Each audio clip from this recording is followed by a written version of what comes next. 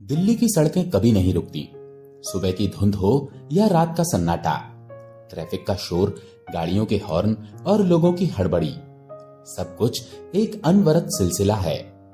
विकास मेहरा 38 साल का एक मध्यम वर्गीय व्यक्ति अपनी छोटी सी ट्रैवल एजेंसी के ऑफिस में बैठा था। कनॉट प्लेस की एक पुरानी इमारत की तीसरी मंजिल पर उसका ऑफिस अब खाली सा रहता था। मेज पर बिखरे बिल, एक ठंडा पड़ा चाय का कप और उसका पुराना लैपटॉप, ये सब उसकी जिंदगी की कहानी बयान कर रहे थे। विकास का चेहरा उदास था, उसकी आंखों में थकान थी और दिल में एक गहरा दुख। 3 साल पहले उसकी मां शांति देवी एक सड़क हादसे में चल बसी थी। विकास अपनी मां का इकलौता बेटा था। मां की मृत्यु ने उसे तोड़ दिया था। वो अक्सर उनकी पुरानी तस्वीर को देखता और सोचता, मां, तुम मुझे छोड़कर क्यों चली गईं? मैंने तुम्हें बचाने की कोशिश क्यों नहीं की? उस दिन मां की बरसी थी। विकास ने ऑफिस जल्दी बंद किया और घर की ओर चल पड़ा। उसका घर दिल्ली के रोहिणी में एक साधारण से अपार्टमेंट में था। रास्ते में वो अपनी मां की पसंदीदा मिठाई की दुकान पर रुका और रसगुल्ले खरीदे।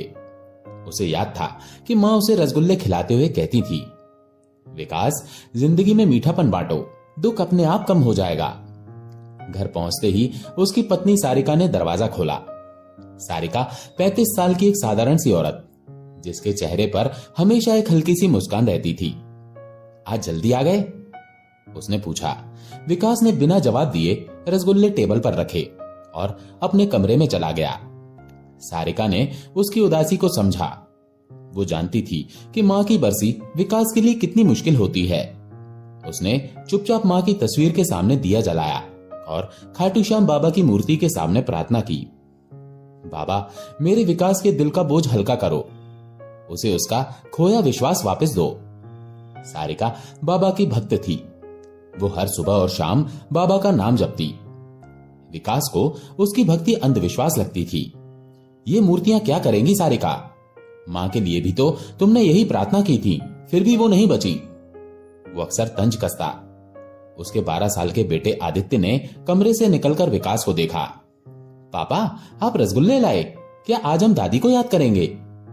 उसकी मासूम आवाज में एक अजीब सी उम्मीद थी। विकास ने आदित्य की ओर देखा। उसका दिल भारी हो गया। हाँ बेटा, आज मां की बरसी है, उसने धीरे से कहा, लेकिन उसकी आवाज में वो गर्माहट नहीं थी जो आदित्य चाहता था। सारिका ने खाना परोसा। विकास ने चुपचाप खाना खाया और फिर मां की पुरानी डायरी लेने अपने कमरे में चला गया। उसने डायरी खोली। मां ने लिखा था, विकास, जब जिंदगी भारी लगे तो खाटू श्याम बाबा का नाम ले, वो हर दुख में साथ देते हैं। विकास की आंखें नम हो गईं। उसे मां की आवाज सुनाई दी, लेकिन उसका मन संदेह से भरा था। अगर बाबा थे तो उन्होंने तुम्हें क्यों नहीं बचाया मां? वो बड़बड़ाया और डायरी बंद कर दी। उस रात वो सो नहीं सका। उसे मां की हंसी, उनकी बातें और वो आखिरी दिन याद आ रहा था जब उसने मां को हॉस्पिटल में देखा था। वो खुद को दोष देता था, अगर मैंने मां को उस दिन बाहर जाने से रोका होता तो शायद वो आज मेरे साथ होती। सारिका ने उसे कमरे में अकेले देखा। उसने पास जाकर उसका कंधा थपथपाया। विकास, तुम खुद को इतना दुख क्यों दे रहे हो? मां नहीं चाहती थी कि तुम इस तरह जियो। विकास ने गुस्से में जवाब दिया, सारिका, तुम्हें क्या पता मेरे दुख का? तुम तो अपने बाबा में खोई रहती हो। सारिका की आंखें भर आईं। वो चुपचाप बाहर चली गई। आदित्य ने यह सब सुन लिया। वो अपने कमरे में गया और रोने लगा। उसे लग रहा था कि उसके पापा अब उसे और मम्मी को प्यार नहीं करते। अगले दिन विकास सुबह जल्दी ऑफिस चला गया। वो अपने दुख को काम में डुबो देना चाहता था, लेकिन ऑफिस में भी उसे सुकून नहीं मिला। उसकी एजेंसी का एक पुराना कर्मचारी रमेश उससे मिलने आया। सर, आप ठीक तो है ना? आप पहले जैसे नहीं लगते। विकास ने ठंडे स्वर में कहा, सब ठीक है रमेश, तुम अपना काम देखो। लेकिन अंदर ही अंदर वो जानता था कि कुछ भी ठीक नहीं था। उसका मन एक काले बादल में डूबा हुआ था और उसे कोई रास्ता नहीं दिख रहा था। वो दिन भर क्लाइंट्स को फोन करता रहा, लेकिन कोई नया ऑर्डर नहीं मिला। उसने अपनी मेज पर मां की छोटी सी तस्वीर देखी और सोचा, मां, मैं तुम्हारे बिना नहीं जी पा रहा, तुम मुझे रास्ता क्यों नहीं दिखाती? शाम को वो घर लौटा तो आदित्य स्कूल से वापस आ चुका था। उसने विकास को देखा और चुपचाप अपने कमरे में चला गया। सारिका ने विकास से कहा, विकास, आदित्य तुमसे बात करना चाहता था। वो अपने स्कूल प्रोजेक्ट के बारे में बताना चाहता है। विकास ने थके स्वर में जवाब दिया, सारिका, मैं बहुत थक गया हूं, कल बात कर लूंगा। वो अपने कमरे में चला गया और दरवाजा बंद कर लिया। सारिका ने आदित्य के कमरे में जाकर उसे गले लगाया। बेटा, पापा थोड़े परेशान हैं, वो तुमसे बहुत प्यार करते हैं। आदित्य ने उदास स्वर में कहा, मम्मी, पापा मुझे पसंद नहीं करते, वो हमेशा गुस्सा करते हैं। सारिका की आंखें नम हो गईं। उसने आदित्य को सुलाया और बाबा की मूर्ति के सामने बैठ गई। बाबा, मेरे परिवार को बचा लो, मेरे विकास को उसका प्यार और विश्वास वापस दो। उसकी प्रार्थना में एक मां का दर्द और एक पत्नी की उम्मीद थी। विकास की जिंदगी अब सिर्फ दुख और तनाव का आलम थी। उसकी ट्रैवल एजेंसी घाटे में थी। एक बड़ा क्लाइंट उसका कॉन्ट्रैक्ट रद्द कर चुका था और ऑफिस का किराया बकाया था। वो हर दिन बैंक और क्लाइंट्स के चक्कर काटता, लेकिन कोई रास्ता नहीं दिख रहा था। उसका गुस्सा अब घर पर भी निकलने लगा था। एक शाम जब वो घर लौटा तो सारिका ने उसे खाना परोसते हुए कहा, विकास, मंजू का फोन आया था। वो चाहती है कि हम इस वीकेंड खाटू श्याम मंदिर चलें। आदित्य को भी अच्छा लगेगा। विकास ने चिढ़कर जवाब दिया, सारिका, मेरे पास मंदिर जाने का समय नहीं है और तुम्हारी ये भक्ति से कुछ नहीं होगा। मां के लिए भी तो तुमने मन्नतें मांगी थी, फिर भी वो चली गई। सारिका का दिल टूट गया। उसने चुपचाप सिर झुका लिया, लेकिन आदित्य ने यह बात सुन ली। वो अपने कमरे से निकला और बोला, पापा, आप हमेशा मम्मी को दुखी करते हो, मुझे आपसे बात नहीं करनी। वो रोते हुए कमरे में चला गया। विकास का गुस्सा और बढ़ गया। उसने सारिका पर चिल्लाया, देखा, तुमने बच्चे को मेरे खिलाफ भड़काया। वो घर से बाहर निकल गया और देर रात तक नहीं लौटा। विकास दिल्ली की सड़कों पर भटकता रहा। वो एक सुनसान पार्क में रुका और बेंच पर बैठ गया। उसका मन चीख रहा था, मैंने क्या गलत किया, क्यों मेरी जिंदगी बिखर रही है। उसे मां की याद आई। वो सोचने लगा कि अगर मां होती तो शायद उसे ये दिन देखने न पड़ते। उसने अपनी जेब से मां की तस्वीर निकाली और उसे देखकर रोने लगा। मां, मैं थक गया हूं, मुझे रास्ता दिखाओ। रात के 2 बजे वो घर लौटा। सारिका जाग रही थी। उसने विकास को देखा और चुपचाप पानी का गिलास दिया। तुम ठीक हो? उसने धीरे से पूछा। विकास ने जवाब नहीं दिया। वो अपने कमरे में चला गया और बिस्तर पर लेट गया, लेकिन नींद उससे कोसों दूर थी। उसे आदित्य की बातें याद आ रही थी। पापा, आप हमेशा मम्मी को दुखी करते हो। उसका दिल भारी हो गया। वो सोचता था, मैं अपने बेटे को क्या जवाब दूं? मैं तो खुद टूटा हुआ हूं। अगले दिन मंजू घर आई। वो विकास की छोटी बहन थी और एक स्कूल में टीचर थी। उसने विकास को समझाने की कोशिश की। भैया, तुम खुद को और परिवार को क्यों दुख दे रहे हो? मां की मृत्यु से हम सब दुखी हैं, लेकिन इसका मतलब ये नहीं कि तुम जिंदगी से हार मान लो। विकास ने उदास स्वर में कहा, मंजू, मां मेरी सब कुछ थी। उनके बिना ये जिंदगी बेकार है। मैं हर दिन कोशिश करता हूं, लेकिन सब बिखर रहा है।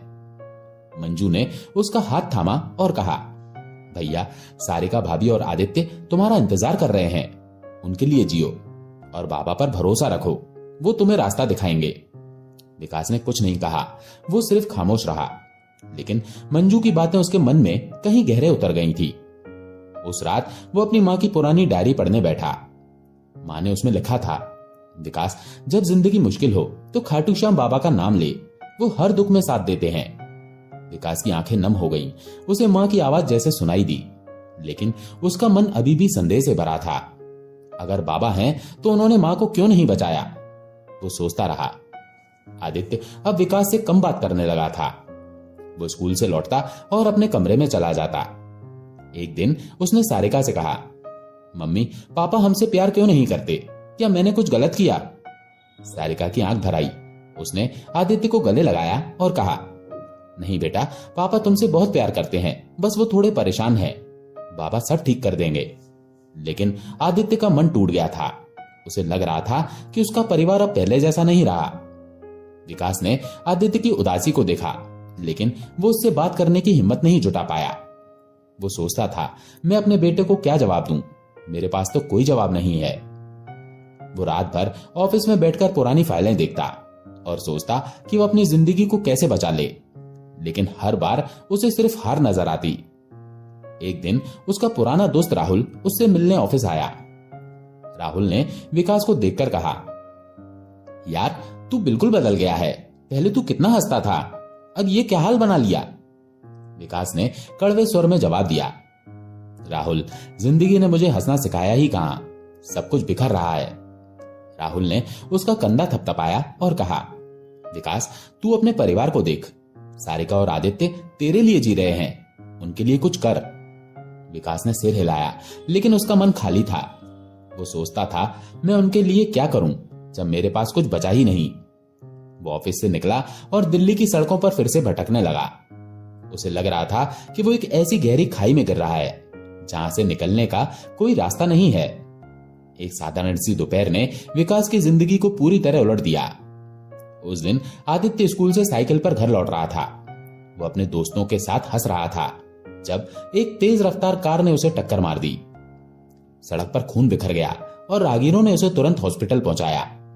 विकास को हॉस्पिटल से फोन आया। वो एक क्लाइंट से मिलने जा रहा था, लेकिन फोन सुनते ही उसका दिल धक से रह गया। आदित्य, हादसा, आईसीयू, ये शब्द उसके कानों में गूंज रहे थे। वो गाड़ी दौड़ाकर हॉस्पिटल पहुंचा। हॉस्पिटल में सारिका आईसीयू के बाहर खड़ी रो रही थी। उसका चेहरा आंसुओं से भीगा था और वो बाबा का नाम जप रही थी। विकास ने उसे देखा और उसका दिल टूट गया। सारिका, आदित्य वो ठीक है ना? उसकी आवाज कांप रही थी। सारिका ने रोते हुए कहा, विकास वो बहुत जख्मी है, डॉक्टर कह रहे हैं कि हालत नाजुक है। विकास आईसीयू के शीशे के बाहर खड़ा अपने बेटे को देख रहा था। आदित्य के सिर और पैर पर पट्टियां बंधी थी। उसका चेहरा पीला पड़ गया था और मशीनों की बीप उसकी सांसों को गिन रही थी। विकास का मन चीख रहा था, नहीं, मेरा बेटा, मैं उसे नहीं खो सकता। डॉक्टर ने उन्हें बुलाया और गंभीर स्वर में कहा, मिस्टर मेहरा, आदित्य का सिर और पैर बुरी तरह जख्मी हैं। हमने ऑपरेशन किया है, लेकिन अगले 48 घंटे बहुत महत्वपूर्ण है। हमें उम्मीद कम है। विकास का दिल जैसे टूट गया। वो आईसीयू के बाहर दीवार से टेक लगाकर बैठ गया। उसे मां की मृत्यु का वो दिन याद आया जब वो हॉस्पिटल में उनकी लाश के पास खड़ा था। मां, तुमने कहा था कि बाबा हर दुख में साथ देते हैं, फिर मेरे बेटे को यह सजा क्यों? वो बड़बड़ाया। सारिका ने उसका हाथ थामा और कहा, विकास हिम्मत रखो, बाबा हमारे आदित्य को बचा लेंगे। विकास ने गुस्से में उसकी ओर देखा। तुम्हारा बाबा अब क्या करेगा सारिका? आदित्य को इस हालत में देखकर भी तुम्हें यही सूझता है? वो चिल्लाया और कॉरिडोर में अकेले चला गया। मंजू भी हॉस्पिटल पहुंच गई। उसने विकास को गले लगाया और कहा, भैया हिम्मत रखो, आदित्य ठीक हो जाएगा। लेकिन विकास का मन पूरी तरह टूट चुका था। उसे लग रहा था कि वो अपनी मां के बाद अब अपने बेटे को भी खो देगा। उस रात विकास हॉस्पिटल की छत पर अकेला बैठा था। वो आसमान की ओर देख रहा था और सोच रहा था, मैंने क्या गलती की, क्यों मेरे साथ ही ऐसा हो रहा है? उसकी आंखों से आंसू बह रहे थे। तभी उसे मां की डायरी की बात याद आई। बाबा हर दुख में साथ देते हैं। विकास ने पहली बार मन ही मन बाबा का नाम लिया। अगर आप सचमुच हैं तो मेरे बेटे को बचा लीजिए, मैं कुछ भी करने को तैयार हूं। उसकी आवाज कांप रही थी। उसे नहीं पता था कि उसकी ये प्रार्थना एक चमत्कार की शुरुआत थी। सारिका हॉस्पिटल के छोटे से मंदिर में बैठी प्रार्थना कर रही थी। उसने बाबा की मूर्ति के सामने सिर झुकाया और कहा, बाबा मेरे बेटे का कोई कसूर नहीं है, उसे बचा लो, मेरे विकास को उसका विश्वास दो। मंजू भी सारिका के पास बैठी थी। उसने कहा, भाभी बाबा सुन रहे हैं, वो आदित्य को जरूर बचाएंगे। सारिका ने सिर्फ सिर हिलाया। उसका दिल डर और विश्वास के बीच झूल रहा था। विकास छत से नीचे आया और आईसीयू के बाहर खड़ा हो गया। उसने आदित्य की ओर देखा और सोचा, बेटा पापा ने तुम्हें बहुत दुख दिया, अगर तुम्हें कुछ हो गया तो मैं खुद को कभी माफ नहीं करूंगा। उसकी आंखें आंसुओं से भरी थीं। विकास ने हॉस्पिटल की दीवार पर लगी बाबा की तस्वीर की ओर देखा। उसे लगा कि बाबा उसे देख रहे हैं। उसने मन ही मन कहा, बाबा मेरे बेटे को बचा लो। उस रात वो आईसीयू के बाहर बैठा रहा। उसे नींद नहीं आई। वो बार बार आदित्य की मासूम मुस्कान को याद करता और सोचता कि उसने अपने बेटे के साथ कितना कम समय बिताया। उसे अपनी गलतियां साफ दिख रही थी। वो सारिका और आदित्य से दूर क्यों हो गया? वो मां की मृत्यु को क्यों नहीं भूल पाया? सुबह जब सूरज निकला तो विकास का मन थोड़ा हल्का हुआ। उसे नहीं पता था कि बाबा ने उसकी प्रार्थना सुन ली थी। अगले दिन सुबह हॉस्पिटल में एक नया डॉक्टर आया। वो एक न्यूरोसर्जन था जो हाल ही में अमेरिका से लौटा था। उसका नाम डॉक्टर अखिल शर्मा था। उसने आदित्य का केस देखा और विकास से कहा, मिस्टर मेहरा, मैंने आपके बेटे की रिपोर्ट्स देखी हैं। उसका इलाज संभव है। मुझे एक नई तकनीक का इस्तेमाल करना होगा, लेकिन मैं वादा करता हूं कि मैं पूरी कोशिश करूंगा। विकास को विश्वास नहीं हुआ। उसने सारिका की ओर देखा जो आंखें बंद करके बाबा का शुक्रिया अदा कर रही थी। ये बाबा की कृपा है विकास, उसने धीरे से कहा। विकास का मन अभी भी संदेह से भरा था। ये संयोग हो सकता है, उसने सोचा, लेकिन कहीं ना कहीं उसके मन में एक छोटी सी उम्मीद जागी थी। डॉक्टर ने आदित्य का दूसरा ऑपरेशन शुरू किया। विकास और सारिका हॉस्पिटल के मंदिर में बैठे प्रार्थना कर रहे थे। विकास ने पहली बार बाबा की मूर्ति के सामने सिर झुकाया। मुझे माफ कर दो बाबा, मैंने आपको कभी नहीं माना, लेकिन मेरे बेटे को बचा लो। ऑपरेशन के बाद डॉक्टर ने कहा, आदित्य की हालत अब स्थिर है। अगले कुछ दिन महत्वपूर्ण है, लेकिन मुझे पूरी उम्मीद है कि वो ठीक हो जाएगा। विकास की आंखें भर आईं। उसने सारिका को गले लगाया और कहा, शायद तुम सही थी सारिका। सारिका ने मुस्कुराकर कहा, यह बाबा की कृपा है विकास, वो हमेशा सुनते हैं। विकास ने डॉक्टर अखिल से बात की। डॉक्टर ने बताया, मैं कल एक कॉन्फ्रेंस में था जब मुझे आदित्य का केस मिला। मुझे नहीं पता क्यों, लेकिन मुझे लगा कि मुझे ये केस लेना चाहिए। विकास को यह सुनकर अजीब सा लगा। उसने सोचा, क्या यह सचमुच बाबा का इशारा है? उसने डॉक्टर का शुक्रिया अदा किया और आदित्य के पास चला गया। आदित्य अभी भी कमजोर था, लेकिन उसने विकास की ओर देखकर हल्के से मुस्कुराया। पापा, आप यहां हो? उसने धीरे से कहा। विकास का दिल पिघल गया। उसने आदित्य का माथा चूमा और कहा, हाँ बेटा, पापा आप कहीं नहीं जाएंगे। लेकिन अंदर ही अंदर वो डर रहा था। वो सोचता था, मैं अपने बेटे को ठीक तो कर लूंगा, लेकिन उसकी पढ़ाई, उसका भविष्य, मैं ये सब कैसे संभालूंगा? सारिका ने विकास की उदासी को भांप लिया। उसने कहा, विकास, बाबा ने हमें यहां तक पहुंचाया, वो आगे का रास्ता भी दिखाएंगे, बस थोड़ा विश्वास रखो। विकास ने कुछ नहीं कहा। वो सिर्फ आदित्य की ओर देखता रहा। उसका मन कह रहा था कि शायद सारिका सही है, लेकिन उसका दुख अभी भी उसे जकड़े हुए था। हॉस्पिटल का बिल अब लाखों में पहुंच गया था। विकास ने अपनी सारी बचत निकाल ली, लेकिन फिर भी कमी थी। उसने मंजू से बात की। मंजू ने कहा, भैया, मैं अपनी एफडी तोड़वा लूंगी, आदित्य के लिए कुछ भी करूंगी। विकास की आंखें नम हो गईं। उसने मंजू को गले लगाया और कहा, मंजू, तुम मेरी बहन नहीं, मेरी ताकत हो। लेकिन वो जानता था कि मंजू की एफडी भी ज्यादा मदद नहीं करेगी। उसकी एजेंसी अब बंद होने की कगार पर थी। विकास ने अपने पुराने दोस्त राहुल को फोन किया। राहुल ने कहा, विकास, मैं जितना हो सकेगा मदद करूंगा, लेकिन तू हिम्मत मत हार। विकास ने फोन रखा और सोचा, हिम्मत मेरे पास अब बची ही कहां है। वो हॉस्पिटल में आदित्य के पास रात बिताने लगा। हर रात वो आदित्य का हाथ थामे बैठता और सोचता कि उसने अपने बेटे के साथ कितने कम पल बिताए। उसे अपनी गलतियां साफ दिख रही थी। एक रात आदित्य ने नींद में बड़बड़ाया, पापा, मुझे डर लग रहा है। विकास ने उसे गले लगाया और कहा, बेटा, पापा यहां हैं, अब तुम्हें कोई डर नहीं लगेगा। उसने मन ही मन बाबा से प्रार्थना की, बाबा, मेरे बेटे को और हिम्मत दो। विकास को अब हॉस्पिटल का मंदिर सुकून देने लगा था। वो हर सुबह वहां जाता और बाबा की मूर्ति के सामने सिर झुकाता। उसे नहीं पता था कि उसका विश्वास धीरे धीरे जाग रहा था। आदित्य की हालत अब धीरे धीरे सुधर रही थी। वो होश में आ चुका था और विकास से बात करने लगा। एक दिन उसने कमजोर आवाज में कहा, पापा, मुझे डर लग रहा था, लेकिन मुझे लगा कि कोई मेरे साथ था। विकास की आंखें नम हो गईं। उसने आदित्य का हाथ थामा और कहा, अब तुम ठीक हो बेटा, पापा कभी तुम्हें अकेला नहीं छोड़ेंगे। लेकिन विकास का व्यवसाय अब पूरी तरह डूब रहा था। उसने ऑफिस का किराया चुकाने के लिए अपनी मां की पुरानी अंगूठी बेच दी। वो हर दिन क्लाइंट से मिलता, लेकिन कोई नया ऑर्डर नहीं मिल रहा था।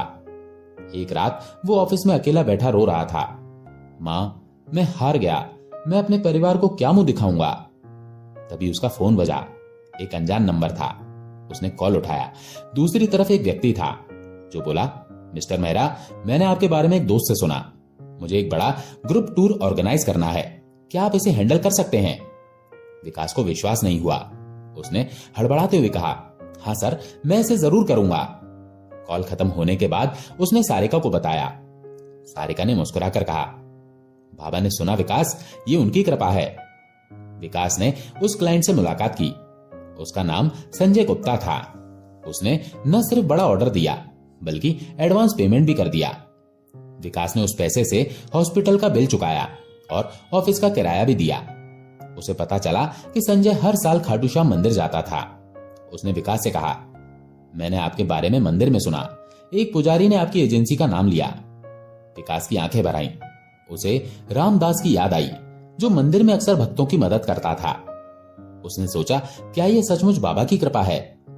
उस रात वो घर लौटा और सारिका से कहा, सारिका, मुझे लगता है कि तुम्हारे बाबा सचमुच सुनते हैं। सारिका ने उसका हाथ थामा और कहा, विकास, बाबा हमेशा सुनते हैं, बस हमें उन्हें दिल से पुकारना होता है। विकास ने आदित्य को गले लगाया। आदित्य ने कहा, पापा, अब आप पहले जैसे हो गए। विकास ने हंसकर कहा, हाँ बेटा, अब पापा हमेशा तुम्हारे साथ रहेंगे। लेकिन विकास का मन अभी भी पूरी तरह शांत नहीं था। उसे अपनी मां की मृत्यु का दुख अभी भी सता रहा था। वो सोचता था, बाबा ने मेरे बेटे को बचा लिया, लेकिन मेरी मां को क्यों नहीं? ये सवाल उसके मन में बार बार उठता था। विकास ने संजय गुप्ता के साथ टूर की तैयारियां शुरू की। ये एक बड़ा प्रोजेक्ट था जिसमें 50 लोग राजस्थान के मंदिरों की यात्रा पर जा रहे थे। विकास ने अपने पुराने कर्मचारी रमेश को वापस बुलाया और पूरी मेहनत से काम शुरू किया। उसे लग रहा था कि उसकी जिंदगी का आखिरी मौका है। एक दिन रमेश ने विकास से कहा, सर, आप बदल गए हैं। पहले आप कितने उदास रहते थे, अब आपके चेहरे पर कुछ अलग सी चमक है। विकास ने मुस्कुराकर जवाब दिया, रमेश, शायद ये बाबा की कृपा है। उसे खुद पर यकीन नहीं हो रहा था कि वो ये बात कह रहा है। टूर की तैयारियों के बीच विकास ने आदित्य के साथ ज्यादा समय बिताना शुरू किया। वो उसे स्कूल छोड़ने जाता और उसके प्रोजेक्ट्स में मदद करता। आदित्य की मुस्कान अब विकास के लिए सबसे बड़ी ताकत थी। एक रात आदित्य ने विकास से कहा, पापा, मुझे दादी की बहुत याद आती है, लेकिन मुझे लगता है कि वो मुझे देख रही हैं। विकास की आंखें नम हो गईं। उसने आदित्य को गले लगाया और कहा, हाँ बेटा, दादी हमेशा हमारे साथ हैं। उसने सारिका की ओर देखा, जो चुपचाप मुस्कुरा रही थी। विकास को अब लग रहा था कि उसकी जिंदगी धीरे धीरे पटरी पर आ रही है, लेकिन उसे अभी भी एक खालीपन महसूस होता था। वो सोचता था, मैंने अपने बेटे को बचा लिया, लेकिन अपने परिवार को पूरी तरह जोड़ नहीं पाया। आदित्य अब पूरी तरह ठीक हो गया था। वो घर लौट आया था और विकास ने उसे स्कूल में फिर से भर्ती करवाया। लेकिन विकास और सारिका का रिश्ता अभी भी तनावपूर्ण था। विकास को अपनी गलतियों का एहसास हो रहा था, लेकिन वो सारिका से माफी मांगने में झिझक रहा था। एक दिन मंजू ने विकास और सारिका को खाटू श्याम मंदिर चलने को कहा। भैया भाभी, अब सब ठीक हो रहा है, बाबा का शुक्रिया करने चलो। विकास ने हामी भरी। इस बार वो मंदिर पूरे दिल से गया। मंदिर का परिसर शांत था। घंटियों की आवाज, अगरबत्तियों की खुशबू और भक्तों की भक्ति ने विकास के मन को हल्का किया। वो मंदिर में रामदास से मिला। रामदास ने उससे कहा, बेटा, बाबा ने सिर्फ तुम्हारे बेटे को नहीं बचाया, उन्होंने तुझे तेरा परिवार और विश्वास वापस दिया। अब इसे संभाल कर रख। विकास ने मंदिर के गर्भगृह में बाबा के सामने सिर झुकाया। उसने कहा, बाबा, मैंने आपको कभी नहीं माना, लेकिन आपने मुझे सब कुछ वापस दिया, मुझे माफ कर दो। जब वो बाहर आया तो उसने सारिका को गले लगाया और कहा, सारिका, मैंने तुम्हें बहुत दुख दिया, मुझे माफ कर दो, मैं अब सब ठीक कर दूंगा। सारिका की आंखें भर आईं। उसने विकास का हाथ थामा और कहा, बाबा ने हमें फिर से जोड़ा विकास, अब हम कभी अलग नहीं होंगे। आदित्य ने दोनों को गले लगाया और कहा, पापा, आप पहले जैसे हो गए। विकास ने हंसकर कहा, हाँ बेटा, अब पापा हमेशा तुम्हारे साथ रहेंगे। मंदिर में उस दिन विकास को एक अजीब सा सुकून मिला। वो बाबा की मूर्ति की ओर देख रहा था और उसे लगा कि बाबा उसे मुस्कुराकर देख रहे हैं। उसने रामदास से पूछा, पंडित जी, मेरी मां को बाबा ने क्यों नहीं बचाया? रामदास ने शांत स्वर में कहा, बेटा, बाबा हर किसी को वही देते हैं जो उनके लिए सही है। तेरी मां ने तुझे और तेरा परिवार छोड़ा ताकि तू उनकी यादों को जिंदगी में उतारे। अब तू उनके लिए जिएगा ना? विकास की आंखें नम हो गई। उसे लगा कि मां उसकी जिंदगी में अभी भी हैं, उसके दिल में, उसकी यादों में। उसने रामदास का आशीर्वाद लिया और मंदिर से लौट आया। घर लौटने के बाद विकास ने सारिका के साथ लंबी बात की। उसने अपनी सारी गलतियां स्वीकारी। सारिका, मैंने तुम्हें और आदित्य को अनदेखा किया। मैं अपने दुख में इतना डूब गया कि तुम दोनों को भूल गया। सारिका ने मुस्कुराकर कहा, विकास, तुमने मुझे कभी दुख नहीं दिया, तुम बस खो गए थे, अब तुम वापस आ गए हो। विकास ने सारिका का हाथ थामा और कहा, अब मैं तुम्हें कभी नहीं खोऊंगा। उस रात वे दोनों देर तक बातें करते रहे। विकास को लगा कि उसका मन पहली बार सचमुच हल्का हुआ है। आदित्य ने अगले दिन विकास से कहा, पापा, क्या हम हर रविवार पार्क जाएंगे जैसे पहले जाते थे? विकास ने हंसकर कहा, हाँ बेटा, अब हम हर रविवार पार्क जाएंगे और तुझे क्रिकेट भी सिखाऊंगा। आदित्य की आंखें चमक उठी। विकास ने मंजू को फोन किया और कहा, मंजू, तुमने मुझे सही रास्ता दिखाया, अगर तुम न होती तो मैं शायद अपने परिवार को खो देता। मंजू ने हंसकर कहा, भैया, ये सब बाबा की कृपा है, तुम बस अब हंसते रहो। विकास ने अपनी एजेंसी में भी बदलाव किए। उसने अपने कर्मचारियों को ज्यादा जिम्मेदारी दी और खुद परिवार के लिए समय निकाला। उसे अब लग रहा था कि उसकी जिंदगी धीरे धीरे पूरी हो रही है। विकास ने अपनी एजेंसी को फिर से खड़ा किया। उसने नए क्लाइंट्स बनाए और व्यवसाय को बढ़ाया। वो अब हर सुबह बाबा की पूजा करता और परिवार के साथ समय बिताता। उसने मां की यादों को एक नया मोल दिया। वो उनकी डायरी को पढ़ता और उनकी बातों को अपने जीवन में उतारता। एक दिन उसने मंजू और सारिका से कहा, मैं कुछ ऐसा करना चाहता हूं जिससे बाबा का नाम और ऊंचा हो। उसने अपनी एजेंसी के जरिए गरीब बच्चों के लिए मुफ्त टूर शुरू किए ताकि वे भी मंदिर जा सकें। उसने इसे खाटू श्याम यात्रा का नाम दिया। पहली यात्रा के दिन विकास, सारिका और आदित्य बच्चों के साथ मंदिर गए। मंदिर का माहौल जादुई था। बच्चे घंटियों की आवाज सुनकर उत्साहित हो रहे थे। रामदास ने बच्चों को आशीर्वाद दिया और विकास से कहा, बेटा, तूने बाबा का असली काम किया। विकास की आंखें नम थी। उसने बाबा की मूर्ति की ओर देखा और कहा, बाबा, आपने मुझे मेरा सब कुछ वापस दिया, अब मैं आपका नाम हमेशा जपूंगा। विकास ने अपनी एजेंसी में एक छोटा सा पूजा का कोना बनाया जहां हर दिन वो बाबा को दिया जलाता। उसने मां की तस्वीर को अपने ऑफिस में रखा और हर सुबह उनकी याद में एक रसगुल्ला खाता। उसे लगता था कि मां उसकी हर कोशिश में साथ हैं। सारिका और आदित्य अब पहले से ज्यादा खुश थे। विकास, सारिका और आदित्य अब हर साल खाटू श्याम मंदिर जाते। वे मंदिर में बाबा के सामने सिर झुकाते और अपने सुख दुख बांटते। विकास को लगता था कि बाबा उनकी हर बात सुनते हैं। उनकी जिंदगी अब एक मिसाल थी, विश्वास, प्यार और बाबा की कृपा की मिसाल। दोस्तों, आशा है ये कहानी आपको पसंद आई होगी। अगर पसंद आई हो तो वीडियो को लाइक करके कमेंट में जय श्री श्याम जरूर लिखें। चैनल को अभी तक सब्सक्राइब नहीं किया है तो चैनल को सब्सक्राइब जरूर करें। जय श्री श्याम।